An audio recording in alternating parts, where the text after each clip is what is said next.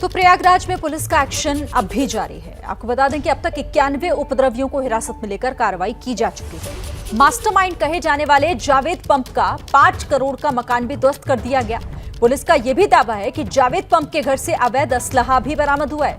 ये पूरा मामला कोर्ट तक पहुंच गया है।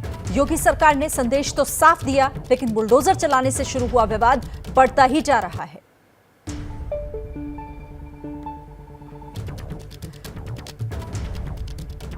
तो प्रयागराज में अब तक 91 उपद्रवी गिरफ्तार हुए हैं। मास्टरमाइंड जावेद पंप का 5 करोड़ का बंगला आज ध्वस्त किया गया। 4 घंटे से ज्यादा चली कार्रवाई में यह मकान ध्वस्त किया गया। प्रयागराज के करेली इलाके के जेके आशियाना कॉलोनी में खड़ी ये इमारत अब यूपी में उपद्रवियों के लिए सबसे बड़ी चेतावनी है। इस इमारत पर चस्पा ये नोटिस यूपी में हिंसा की मंशा रखने वालों के लिए आखिरी फरमान है। ये घर प्रयागराज हिंसा के मास्टरमाइंड कहे जा रहे जावेद अहमद पंप का है, जो कुछ ही मिनटों में जमींदोज होने जा रहा है। प्रयागराज हिंसा का मास्टरमाइंड जावेद मोहम्मद इस वक्त परेशानी में है, क्योंकि खुद जेल में है और उसका घर तोड़ा जा रहा है। मैं मौजूद हूँ प्रयागराज के करेली इलाके में, जहाँ आप देखिए कि जावेद मोहम्मद का जो घर है उसको बुलडोज़र लगा के ध्वस्त किया जा रहा है। सरकार ने एक नोटिस जारी किया था मई महीने में, और उसी नोटिस की एक कॉपी कल रात यानी कि शनिवार रात को जावेद मोहम्मद के घर पर लगाई गई, और उसके बाद रविवार को दोपहर 11 बजे तक का समय दिया गया और कहा गया कि 11 बजे तक ये घर खाली कर दें, क्योंकि उसके बाद ध्वस्तीकरण की कार्रवाई होनी है। और आज 11 बजे के बाद प्रशासन ने 1 घंटा इंतज़ार किया। उसके बाद प्रशासन के लोग यहाँ पहुँचे और एक एक करके जो घर का आगे और पीछे का हिस्सा है उसको ध्वस्त करने का काम शुरू हो गया। जावेद अहमद पंप के घर पर पहले एक बुलडोजर लगाया गया, उसके बाद दोपहर करीब 2 बजे एक और बुलडोजर मंगाया गया। योगी सरकार ने उपद्रवियों को ये चेतावनी देने में कोई कसर नहीं छोड़ी कि हिंसा की तो अंजाम क्या होगा, इसकी नजीर देख लें। घर में जो रज़ाई, गद्दे या थोड़े बहुत पुराने कपड़े, ये पुराने कूलर्स, थोड़े बहुत बर्तन, ये बर्तन रखने का सामान, ये टेबल, ये किताबें, इस तरह की जो टेबल्स वगैरह हैं, ये सब चीज़ें छोड़ करके घर के लोग चले गए। लेकिन जो वैल्यूएबल चीज़ें थी, गहने या नकदी या जो भी चीज़ें घर में होती हैं, वो सारी चीज़ें लेकर के लोग निकल गए। और उसके बाद करीब 12 बजे के आसपास पुलिसकर्मियों का एक बड़ा जत्था इस करेली इलाके में जावेद मोहम्मद के घर पहुंचा, और उसके बाद बुलडोज़र ने अपना वो काम किया जो काम बुलडोज़र उत्तर प्रदेश में करता है, तो एक एक दंगाई कांपता है। अब जरा जावेद अहमद पंप पर आरोपों की फहरिस्त भी देख लीजिए। जावेद पंप पर पूरी घटना का मास्टरमाइंड होने का आरोप है। हिंसा की पूरी प्लानिंग करने का आरोप है। आरोप है कि उसने युवाओं को पत्थरबाजी के लिए उकसाया। जावेद के मोबाइल से आपत्तिजनक चीजें मिलने का दावा। आज भी मकान गिराए जाने के दौरान कई आपत्तिजनक चीजें मिलने का दावा है।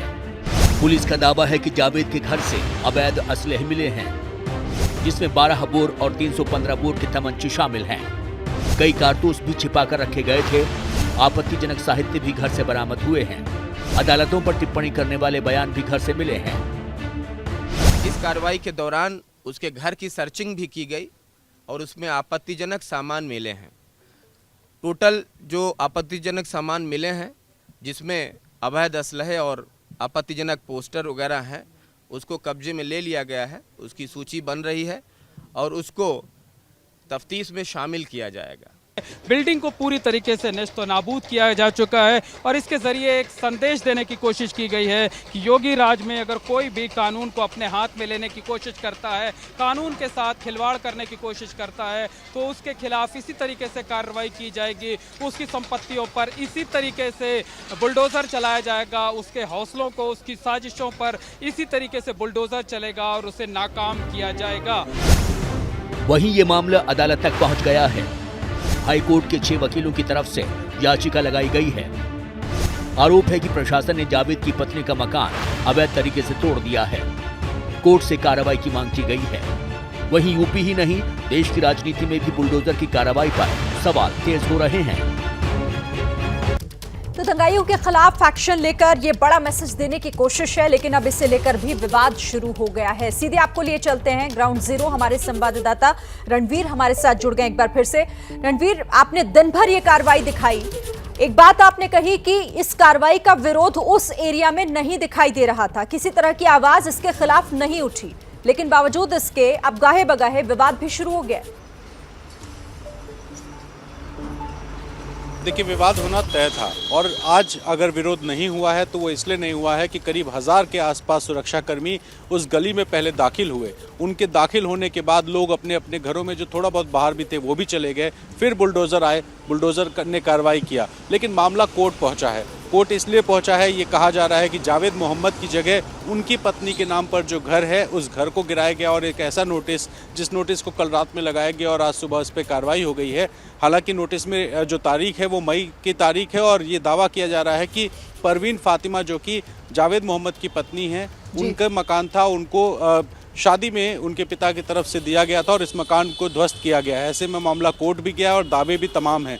पुलिस ने भी अपनी ओर से कई बड़े दावे किए हैं, कहा है कि असलहे मिले हैं, कारतूस मिले हैं, आपत्तिजनक कुछ साहित्य मिला है और साथ ही अदालतों के खिलाफ कुछ ऐसे बयान हैं जो कि प्रिंटेड फॉर्म में है, वो सब कुछ मिले हैं। और इसको भी कोर्ट में जब मामला जाएगा तो प्रशासन की तरफ से सबूत के तौर पर रखा जाएगा और ये बताया जाएगा कि जिस तरह की भूमिका जावेद मोहम्मद की थी उसमें ये सारी चीज़ें उनको प्रमाण करेंगी। जी शुक्रिया रणवीर आपका फिलहाल इस अपडेट के लिए। आगे भी आपसे बातचीत करते रहेंगे इस पूरे मामले पर, जो भी अपडेट होगा एबीपी न्यूज पर आगे आप देखेंगे।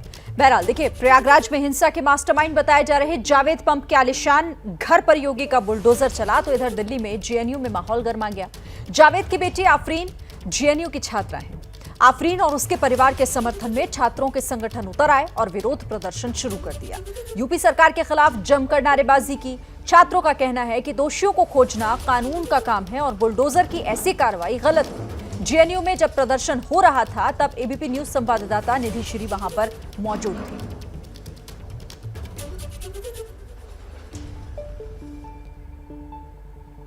तो ये प्रदर्शन की तस्वीरें इस वक्त आप जेएनयू कैंपस के अंदर से देख रहे हैं, जहां पर तमाम छात्र बुलडोजर जो चला जावेद पंप के घर पर, उस विरोध में ये प्रदर्शन यहां पर चल रहा है। जावेद पंप जो मास्टरमाइंड है प्रयागराज हिंसा के, अभी तक मुख्य आरोपी बताए जा रहे हैं और उनकी बेटी जेएनयू की स्टूडेंट रही हैं। इस वजह से जेएनयू स्टूडेंट यूनियन की तरफ से ये प्रदर्शन बुलडोजर जो चला उसके खिलाफ है। ये प्रदर्शन उसके खिलाफ है कि इनके मुताबिक प्रयागराज में जो हुआ उसमें कहीं ना कहीं आफरीन फातिमा का घर जो ढहा वो गलत कार्रवाई योगी सरकार की तरफ से की गई। यहाँ पर आप तमाम छात्रों को देख सकते हैं जो बड़ी संख्या में जुटे हुए हैं और जो जेएनयू का तरीका रहा है ढपली के साथ यहाँ पर सॉलिडेरिटी में यानी एकता में प्रदर्शन फिलहाल आपको नजर आ रहा है। कैमरा पर्सन लगातार मेरे तस्वीरें आपको दिखा रहे हैं, अलग अलग पोस्टर्स भी आप इनके हाथों में देख सकते हैं। रेसिस्ट बीजेपीज बुलडोजर राज, स्टॉप, यहाँ पर देखिए, stop which hunting on off Muslims, ये आयशा की तरफ से, ये जो पोस्टर आप देख रहे हैं ये आयशा की तरफ से है। और यहाँ पर इनके मुताबिक जो उत्तर प्रदेश में हो रहा है वो एक खास धर्म के खिलाफ है। जो उत्तर प्रदेश में प्रदर्शन हो रहा है और जो बुलडोजर चल रहा है, जो सरकार जिस तरीके से इन लोगों से यानी साजिश के आरोपी जो है उनसे जो निपटने की कोशिश कर रही है, तो सरकार का तरीका गलत है, ऐसा आयशा के छात्रों का और जेएनयू के इस संगठन यहाँ पर जो लोग जुटे हुए हैं उनकी तरफ से कहा जा रहा है। तो जुमे के दिन बवाल तो रविवार को बुलडोजर का प्रहार। योगी सरकार ने साफ संदेश दे दिया कि पत्थर फेंकोगे तो आशियाना भी पत्थर पत्थर हो जाएगा। लेकिन सवाल ये उठ रहे हैं कि क्या सरकार और पुलिस कानून के दायरे में काम कर रही है? क्या कार्रवाई संविधान के मुताबिक हो रही है? मामले पर राजनीति तेज हो गई।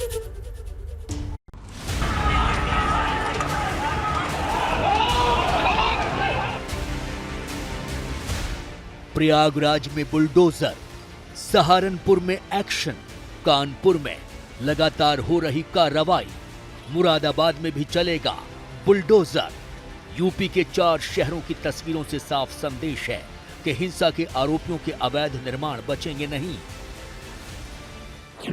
मैं विश्वास करता हूं कि कल जिन 6 जनपदों में घटित घटनाएं सबके सामने आई हैं, उन जनपदों में आप लोगों ने तत्काल शांति तो बहाल की है, लेकिन इसको अस्थायी रूप से मेंटेन करने का काम करेंगे।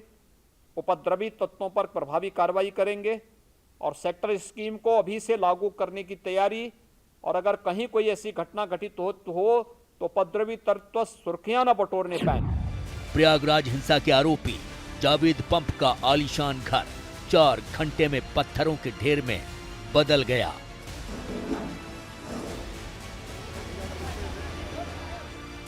इसी के साथ बुलडोजर पर बवाल शुरू हो गया। जावेद पंप की बेटी जेएनयू में पढ़ती है, इसलिए दिल्ली में जेएनयू में बुलडोजर के खिलाफ प्रदर्शन हुआ। यूपी पुलिस कह रही है कि बुलडोजर अवैध निर्माण पर चला और सही चला। उसका काम सिर्फ सुरक्षा देना है और उसने सिर्फ वही किया। बुलडोजर की कार्रवाई प्रयागराज डेवलपमेंट अथॉरिटी के द्वारा कानून को फॉलो करते हुए की जा रही है। वहाँ व्यापक पुलिस प्रबंध इसलिए कराए गए हैं कि पिछले शुक्रवार को जुमे की नमाज के बाद से वहाँ काफ़ी लोग उपद्रव पे उतारू हो गए थे, भीड़ हिंसक भी हो गई थी, जिसमें पुलिस वाले भी घायल हुए थे। वहीं बुलडोजर की बढ़ती गरज के साथ विपक्ष के हमले भी बढ़ रहे हैं। एक नई संस्कृति चल गई है, बुलडोजर संस्कृति, जिसका कि कहीं किसी के देश के कानून संविधान में कहीं उसका उल्लेख नहीं है। फिर भी मनमाने ढंग से जिसको चाहे उसका घर तोड़ दो, मकान तोड़ दो। वो कौन लोग हैं जो माहौल बिगाड़ रहे हैं? अगर कुछ 4, 6, 8 लोग मिलकर माहौल बिगाड़ रहे हैं तो आप पूरी बस्ती, पूरे इलाके को उसकी सजा नहीं दे सकते। आप घर तोड़ते हैं, क्यों तोड़ते हैं? किसी का घर बेचता साहब, आप कौन होते तोड़ने वाले?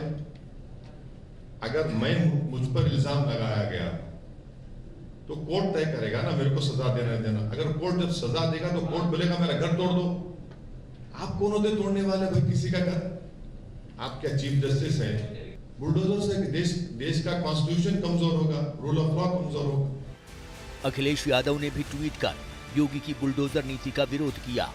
ये कहां का इंसाफ है कि जिसकी वजह से देश में हालात बिगड़े और दुनिया भर में सख्त प्रतिक्रिया हुई, वो सुरक्षा के घेरे में है और शांतिपूर्ण प्रदर्शनकारियों को बिना वैधानिक जांच पड़ताल बुलडोजर से सजा दी जा रही है। इसकी अनुमति न हमारी संस्कृति देती है, न धर्म, न विधान, न संविधान। वहीं योगी के बुलडोजर को साथ मिला है जमीयत उलमाए हिंद का, जिसने कहा बुलडोजर इंसाफ के साथ चल रहा है। प्रयागराज की दंगा हुआ है, उसका मुजरिम प्रयागराज के बराबर में कानपुर में जो मुफ्ती है, जो ये कह रहा है कि कफन बांध के निकलेंगे और वो कफन बांध के नहीं निकले और उन्होंने बच्चों को छोड़ दिया पिटने के लिए। उसके जिम्मेदार वो है, क्या नाम है उनका? मुफ्ती अब्दुल कुद्दूस। ऐसे लोगों को जब तक बाहर रखा जाएगा, घरों में बुलडोजर इनके चलने चाहिए। वो 2 लाख का 2.5 लाख का जो मकान बगैर प्लास्टर का है, उसमें बुलडोजर कुछ नहीं होगा। बुलडोजर चलने चाहिए उन लोगों के जो बयान देके घरों में चुप जाते हैं। ऐसे लोगों की जब तक संपत्तियां जब्त नहीं होंगी, जब तक ये दंगाई जो है वो सड़कों पर घूमते रहेंगे। कुल मिलाकर नुपुर शर्मा के बयान पर मचा बवाल अब बुलडोजर पर आ गया है। आने वाले दिनों में न सिर्फ बुलडोजर की गरज बल्कि इस पर राजनीति भी बढ़ती दिखेगी। इधर यूपी के सहारनपुर में भी शुक्रवार को हिंसा हुई थी। हिंसा के बाद से पुलिस एक्शन में। अब तक 82 लोगों को गिरफ्तार किया जा चुका है। अब तक की जांच में साजिश नजर नहीं आई है। आपको ये भी जानकारी दे दें कि पीएफआई समेत किसी संगठन का नाम भी सामने नहीं है, लेकिन इस बात की जानकारी जरूर है कि कुछ लड़कों ने मिलकर ये योजना बनाई थी। उकसाने वाले 2 युवकों की पहचान हो चुकी है, गिरफ्तार भी उनको कर लिया गया है। पुलिस उपद्रवियों पर सख्ती दिखा रही है, लेकिन पुलिस की सख्ती पर भी सवाल उठ रहे हैं।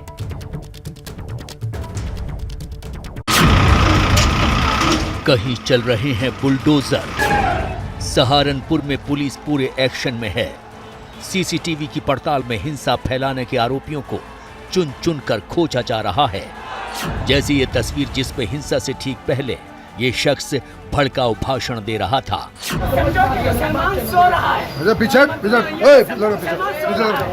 अगर बेहोशी की हालत में तुम्हें कर दिया ना, ध्यान रखो, मुझसे इतिहास गवाह है, जब जब मुसलमान उठा है कहर लेकर उठा है और इंशाल्लाह इस बार भी उठेगा। कैमरे के सामने दिया गया ये बयान मुजम्मिल को भारी पड़ गया और उसके घर पर चल गया बुलडोजर। सिर्फ इतना ही नहीं, सीसीटीवी की पड़ताल में इस शख्स की भी पहचान हुई जो पोस्टर लगाने में जुटा था। ये देखिए, हाथों में पोस्टर लेकर इसने सड़क पर चिपका दिए जिस पर लोग पैर रख रहे हैं। हिंसा के आरोप में सलमान की भी गिरफ्तारी हुई है। पुलिस लगातार एक्टिव है। शुक्रवार को जिस तरीके से घटना हुई है उसके बाद में पुलिस और प्रशासन ने उन लोगों को चिन्हित करने का काम शुरू कर दिया है जो लोग उस घटना में शामिल रहे हैं। और इसी वजह से शनिवार को जब ऐसे लोगों को चिन्हित करने के बाद में पुलिस ने 2 ऐसे आरोपियों के जो अवैध निर्माण थे उन पर बुलडोजर चलाने का काम भी किया है। फिलहाल पुलिस और प्रशासन के मुताबिक ऐसे कई लोगों की एक लंबी लिस्ट पुलिस और प्रशासन के पास मौजूद है। पुलिस के मुताबिक सहारनपुर में कोई बड़ी साजिश नजर नहीं आ रही है, पर कुछ शरारती तत्वों ने भड़काया, जिसके नतीजे में जुमे की नमाज के बाद प्रदर्शन हिंसा में बदल गया। 10 जून को जुमे की नमाज के उपरांत कुछ शरारती तत्व भीड़ की शक्ल में सड़कों पर आ गए थे और नारा लगाते हुए जा रहे थे। उसमें से कुछ लोगों की शरारत करते हुए दुकान में भी घुसने का प्रयास किया गया, पत्थर भी कुछ चलाए गए शरारती तत्वों द्वारा। सभी को आइडेंटिफाई करते हुए उसमें से अब तक हम लोगों ने 71 को गिरफ्तार किया है और जेल भेजा है। लगातार उनको आइडेंटिफिकेशन कार्रवाई हमारी चल रही है और उनकी हमारी गिरफ्तारी जारी रहेगी। और हमारा उद्देश्य है कि जो भी उसमें शामिल रहे हैं उन्हीं के खिलाफ कार्रवाई हो, किसी निर्दोष का उत्पीड़न हो, इसको हम इंश्योर कर रहे हैं। वहीं आरोपियों के बचाव में सामने आए हैं all India minority advocates welfare association के प्रदेश अध्यक्ष मोहम्मद अली, जिन्होंने 1 रुपए में केस लड़ने का दावा किया है। इसका जवाब बीजेपी की तरफ से उप मुख्यमंत्री केशव प्रसाद मौर्य ने दिया है। पिटाई दंगाइयों की हो रही होगी, दर्द रसीद अखिलेश यादव जी को हो रहा है, मैं क्या करूं? पिटाई दंगाइयों की हो रही होगी, दर्द रसीद अखिलेश यादव जी को हो रहा है, मैं क्या करूं? सवाल ये भी पूछा जा रहा है कि विरोध के नाम पर हिंसा क्यों की गई। तो सहारनपुर में भी पुलिस की कार्रवाई जारी है और अब तक 71 लोगों की गिरफ्तारी भी हो चुकी है। और ज्यादा जानकारी के साथ हमारे संवाददाता जो कि लगातार ग्राउंड जीरो पर बने हुए हैं, अंकित इस वक्त जुड़ गए हैं। अंकित, ताजा अपडेट क्या है?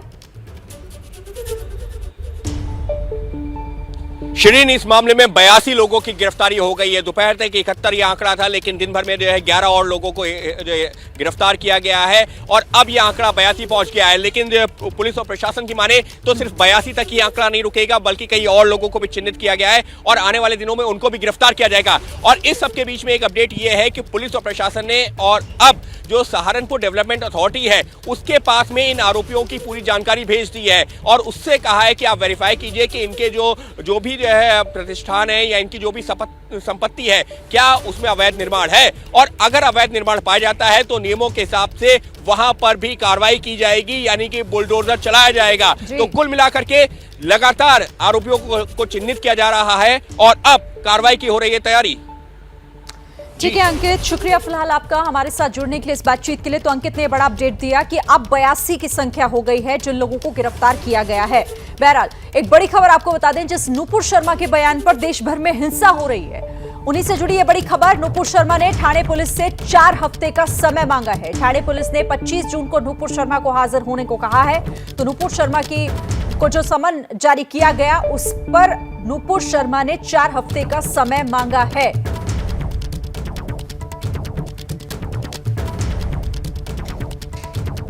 तो ठाणे पुलिस ने 25 जून को नूपुर को बुलाया है, लेकिन नूपुर की तरफ से इस मामले में समय की मांग की गई और 4 हफ्ते का वक्त ठाणे पुलिस से मांगा है नूपुर शर्मा ने। इस वक्त की बड़ी और अहम खबर, इस पूरे मामले पर जिनके बयान को लेकर विवाद हुआ, नूपुर शर्मा को ठाणे पुलिस ने समन जारी कर बुलाया है पूछताछ के लिए, लेकिन नूपुर की तरफ से इस मामले में वक्त की मांग की गई है और 4 हफ्ते का वक्त वो चाहती हैं पेश होने के लिए।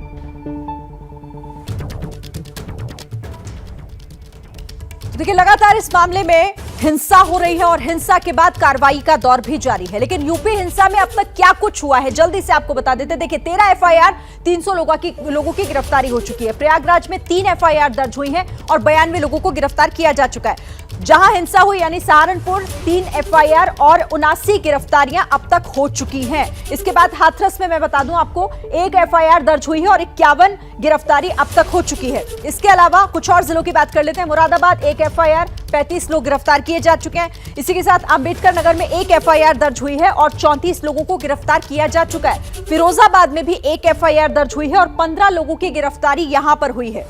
अलीगढ़ में अगर बात करें तो 1 एफआईआर दर्ज हुई है, 6 लोगों को गिरफ्तार किया जा चुका है। जालौन में 1 एफआईआर, 4 की गिरफ्तारी। खीरी में, लखीमपुर खीरी में 1 एफआईआर दर्ज हुई है। हालांकि यहां पर कोई गिरफ्तारी अभी तक नहीं हुई है। तो ये अब तक का यूपी हिंसा से जुड़ा हुआ अपडेट। और इस वक्त आपको एक बड़ी खबर दे देते हैं झारखंड से, जहां पर रांची में हुई हिंसा को लेकर एक बड़ी खबर ये है।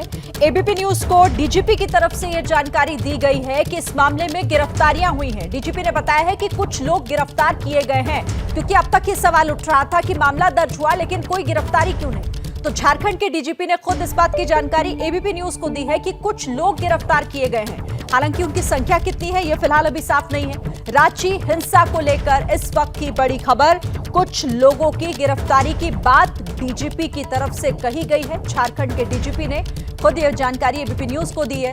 लेकिन 42 लोग नामजद हैं अब तक रांची हिंसा मामले में। रांची में जो कुछ हुआ उसे लेकर कई सवाल भी खड़े हो रहे हैं और इस पूरे मामले पर कार्रवाई भी लगातार हो रही है और धरपकड़ भी जारी है। सभी लोग शांति बनाए रखें और हम लोग सुनिश्चित करेंगे कि शांति रहे।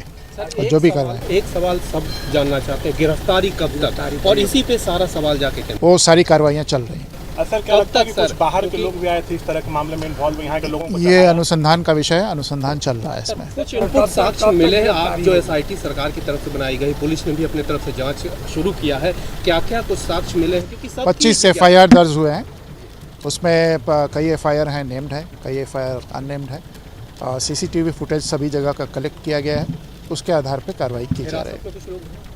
हाँ, गिरफ्तारियां हुई हैं सर? वो हम लोग बताएंगे बाद में। आप ये इतना पुष्टि कर रहे हैं कि गिरफ्तारियां हुई हैं? गिरफ्तारी हुई है। हाँ, कुछ गिरफ्तारियां हुई हैं। कुछ गिरफ्तार। अच्छा सर, इसका मास्टरमाइंड कौन है या कुछ इसका भी आइडिया लग पाया है? ये अभी कहना उचित नहीं, ये अनुसंधान का विषय है। तो झारखंड के डीजीपी नीरज सिन्हा को आपने सुना, उन्होंने वो आंकड़ा तो नहीं बताया, वो नंबर तो नहीं बताया कि कितनों की गिरफ्तारी हुई है, लेकिन हाँ वो इस बात की पुष्टि जरूर कर रहे थे कि गिरफ्तारियां इस मामले में हुई हैं। 25 एफआईआर अब तक दर्ज की जा चुकी हैं। आखिर ये पूरा मामला क्या है, रांची में किस तरह से हिंसा भड़की, एक रिपोर्ट इससे जुड़ी आप देखिए।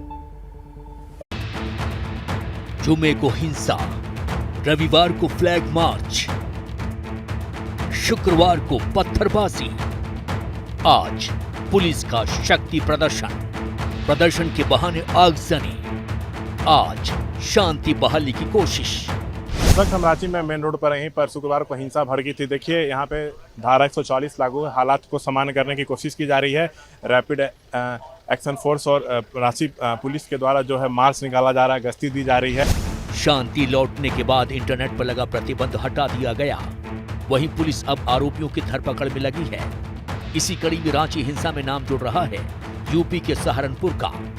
इस वक्त हम रांची के मेन रोड पे खड़े हैं। यही वो एरिया है जहां पर शुक्रवार को नमाज के बाद प्रदर्शन मुस्लिम लोगों ने किया था, उसके बाद हिंसा भी भड़की थी।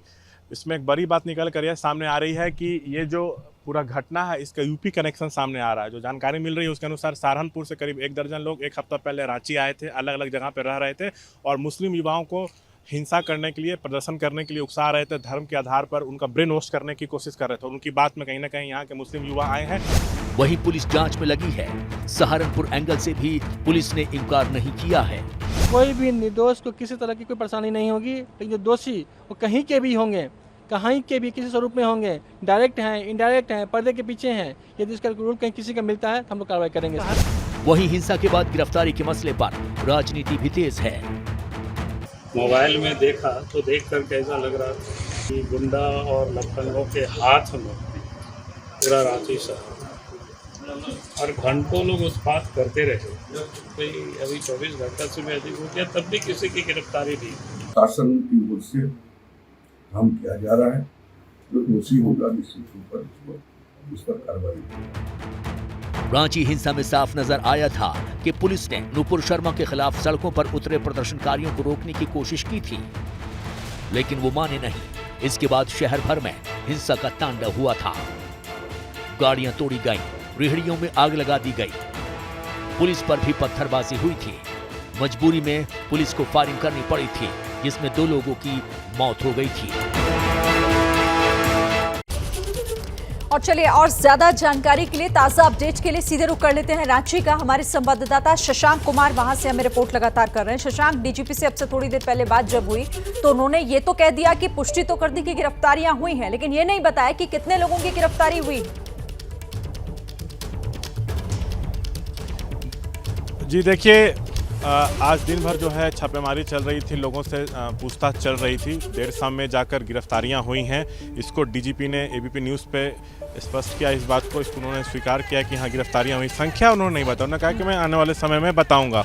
लेकिन जो विश्वास सूत्र से हमें जानकारी मिल रही है कि 3 से 4 लोग जो हैं गिरफ्तार हो चुके हैं, जो हमें विश्वास सूत्र से जानकारी मिल रही है। और अभी भी इस वक्त रात में अलग अलग जगह पे लोगों से पूछताछ हो रही है और हो सकता है कि ये जो गिरफ्तारी की संख्या है ये और बढ़ेगी। वैसे मैं आपको बता दूं, जो जांच चल रहा है उसमें कुछ चीज़ें जो निकल कर आ रही हैं उससे यही लग रहा है कि ये पहले से प्लानिंग था। पहला तो जब फ्राइडे को जुमे की नमाज थी तो उस दिन सुबह से ही सारी दुकानें बंद थीं और उस दिन नमाज के लिए जो पहले जितने लोग पहले आते थे उस दिन काफ़ी संख्या में लोग आए थे। उतने पहले आज तक कभी नहीं आए थे नमाज के लिए, ये दूसरी सबसे बड़ी बात। और जितने लोग आए थे सबके पास पत्थर थे, हथियार थे, तो साफ दिख रहा है कि एक प्लानिंग के तहत हुआ है। जांच में ये बात धीरे धीरे सामने आ रही है। दूसरा एक मामला सामने आया है कि सहारनपुर से कुछ लोग आए थे, दर्जन भर लोग यहाँ रुके हुए थे।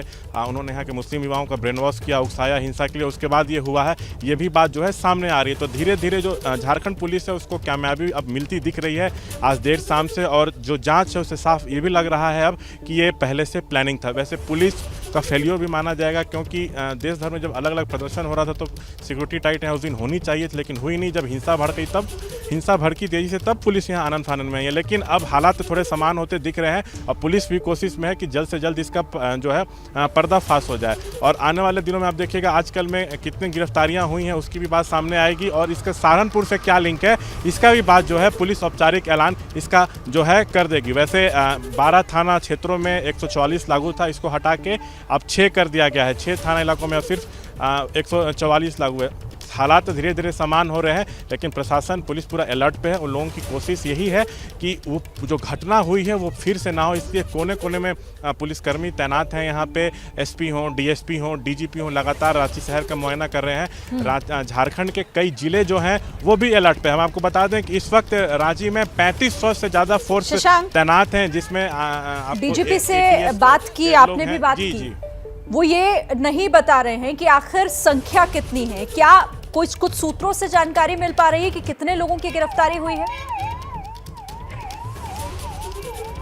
देखिए, मैंने अपने शुरुआत में अभी बताया, फिर से दोहरा रहा हूँ कि 3 से 4 लोग हमारे जो विश्वस्त सूत्र बता रहे हैं कि उनकी गिरफ्तारी हुई है। 3 से 4 उनकी संख्या है। ये संख्या अभी और बढ़ेगी। अभी देर रात का वक्त है, अभी भी अलग अलग लोगों से पूछताछ हो रही है। हो सकता है अभी चंद घंटों में और कुछ लोगों को गिरफ्तार किया जाए, इसलिए पुलिस अभी औपचारिक तौर पर आंकड़ा नहीं बता रही, लेकिन 3 से 4 गिरफ्तारियाँ हुई हैं। इसकी हमें विश्वास सूत्रों से इसकी जानकारी मिली है। और सहारनपुर का क्या कनेक्शन है इस पर भी जाँच की जा रही है। डीजीपी ने यह भी कहा है कि आउटसाइड से इसका क्या लिंक है, इस पर भी हम जाँच कर रहे हैं। थोड़ा समय दीजिए, उसका भी खुलासा करेंगे। जी ठीक है शशांक, शुक्रिया फिलहाल आपका। नजर आप रखिएगा इस बड़ी खबर पर, जो भी अपडेट होगा शशांक हमारे संवाददाता रांची से हमें पहुंचाएंगे। एबीपी न्यूज देख रहे हैं आप। अब आपको एक बड़ी खबर दे दे। कानपुर हिंसा मामले में पुलिस ने 3 आरोपियों की संपत्ति सील कर दी है। 3 जून को जुमे की नमाज के बाद हुई हिंसा में यह कार्रवाई की गई।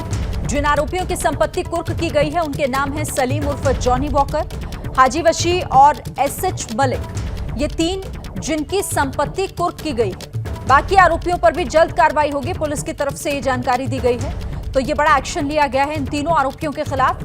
आरोपी सलीम उर्फ जॉनी वॉकर की संपत्ति कुर्क की गई है, एसएच मलिक की भी संपत्ति कुर्क की गई है और इसी के साथ हाजी वशी जो कि आरोपी है इस मामले में, इनकी भी संपत्ति कुर्क की गई है। ये 3 नाम। और अभी पुलिस का ये कहना है कि इस तरह की कार्रवाई आगे भी जारी रहेगी। तो कानपुर हिंसा मामले से जुड़ी बड़ी खबर, 3 आरोपियों की संपत्ति सील कर दी गई है प्रशासन की तरफ से। इनके खिलाफ ये बड़ी कार्रवाई 3 जून को जुमे की नमाज के बाद जो हिंसा हुई थी उन्हीं आरोपियों पर ये सख्त कार्रवाई पुलिस की तरफ से।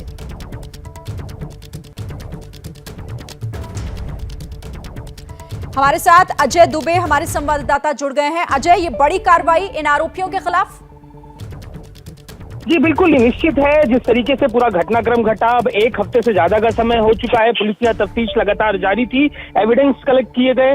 जो जौहर फैंस एसोसिएशन है, इसके अलावा जो दूसरे संगठन है, उनके खातों की जांच करते हुए जो नाम सामने निकल के आए, उन्हीं में से ये 3 मुख्य नाम थे, इनकी संपत्तियां थी। इनको पुलिस ने जिस तरीके से कार्रवाई के बाद जो केडीए यहाँ की जो निगम निगम की संस्था है, उसको डॉक्यूमेंट दिए और उसके बाद उन जगहों को सील कर दिया गया है।